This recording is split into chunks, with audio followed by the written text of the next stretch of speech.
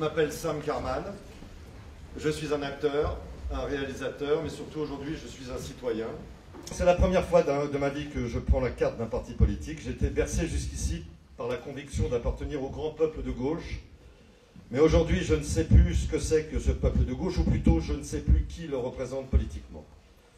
De tout temps, je me suis senti un sympathisant de gauche. J'ai toujours voté PS depuis ma première élection en 1974, à 21 ans à l'époque. L'Union de la gauche, 81 Mitterrand une fois, 88 Mitterrand deux fois, 95 cohabitation, dissolution, gouvernement Jospin en 97. Je trouvais Lionel Jospin rigoureux, moralement et intellectuellement tout à fait à la hauteur de sa tâche. Je ne m'autorisais pas à juger en profondeur son action gouvernementale, persuadé qu'il faisait bien. J'avais confiance.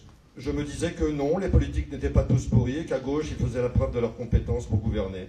Et arriva le 21 avril 2002 et le choc du deuxième tour. À partir de là, j'ai commencé à ouvrir les yeux sur le fond et à me demander pourquoi. En 2005, la lecture du livre de Jérémy Rifkin, Le rêve européen, finit de me conforter dans l'idée que l'Europe était la solution pour la prospérité.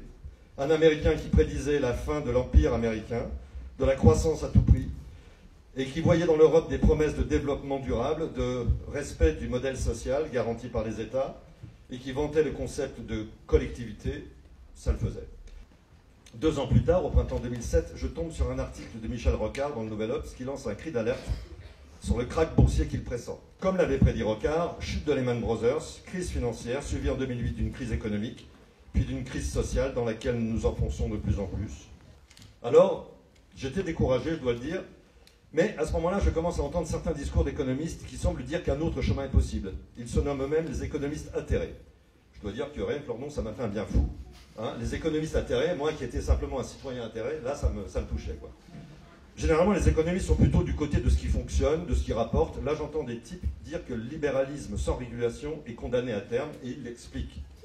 Non pas parce que c'est moralement ou éthiquement pas bien, mais juste parce que ça ne marche pas, quoi, à long terme, que c'est une idiotie, et que c'est scier la branche sur laquelle on est assis. Enfin, je rencontre le collectif Roosevelt 2012. Je lis leur New Deal et tout s'éclaircit. Mais oui, bien sûr, il y a des mecs qui pensent, qui sont intelligents, qui savent et qui proposent des choses claires, précises, qui paraissent réalisables. Je signe le manifeste, bien sûr, certains que ces propositions vont trouver écho dans ce gouvernement de gauche qui arrive enfin après 10 ans de droite. Comment ces propositions pourraient rester lettres mortes, puisque Jean-Marc Ayrault et Arnaud Montebourg les signent? Merveilleux. Les voilà bientôt respectivement Premier ministre et ministre du redressement productif. Et surtout, n'avait-on pas soutenu un candidat aux accents bouleversants qui proclama un jour de janvier 2012 « Mon ennemi, c'est la finance ». Et un peu plus tard, moi, candidat. Arrive 2013, année décisive pour moi, marquée par la lecture du livre de Michel Rocard et de Pierre Larouturou, « La gauche n'a plus le droit à l'erreur », dont le titre pourrait ou devrait être « La politique n'a plus le droit à l'erreur ». Constat, analyse, proposition, bouquin qui traite à la fois bien sûr d'économie mais aussi d'histoire, de sociologie, et le tout pour un projet humaniste. C'est une merveille. Merci à leurs auteurs. J'exhorte chacun qui décide un matin de vouloir comprendre, de lire, à lire ce bouquin. Et je propose que même leurs auteurs les remboursent si d'aventure quelqu'un revient en disant « j'ai pas compris ». Alors, pourquoi, grâce aux propositions de ce bouquin, de celles du manifeste 2012 et des 15 visites que Pierre Larouturou a faites au Premier ministre et au Président, aux dizaines de notes, de mémos qu'il a laissées aux différents chefs de cabinet, pourquoi il n'y a jamais eu de réponse de la part de ce gouvernement? Pourquoi ont-ils préféré une autre politique? C'est leur responsabilité.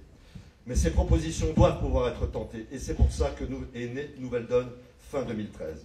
Le temps de l'hésitation, la circonspection est pour moi terminé, le constat est là. La croissance, ce combat illusoire des politiques de droite et maintenant de gauche est une incantation.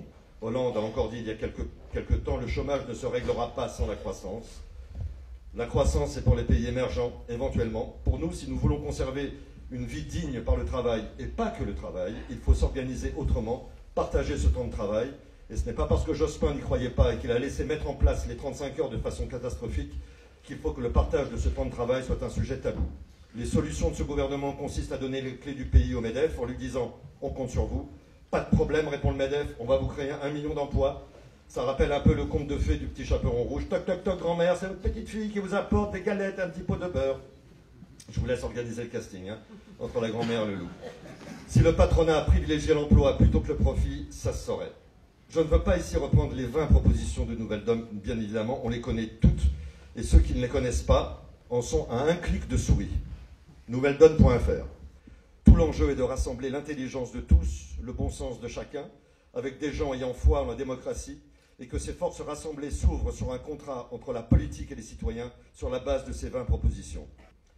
J'ai toujours pensé qu'être de gauche, c'était se battre pour un projet collectif demain, qu'être de droite, c'était se battre pour un projet personnel aujourd'hui. Être à Nouvelle Donne pour moi, c'est se battre pour un projet collectif aujourd'hui, si on veut que nos projets personnels existent demain.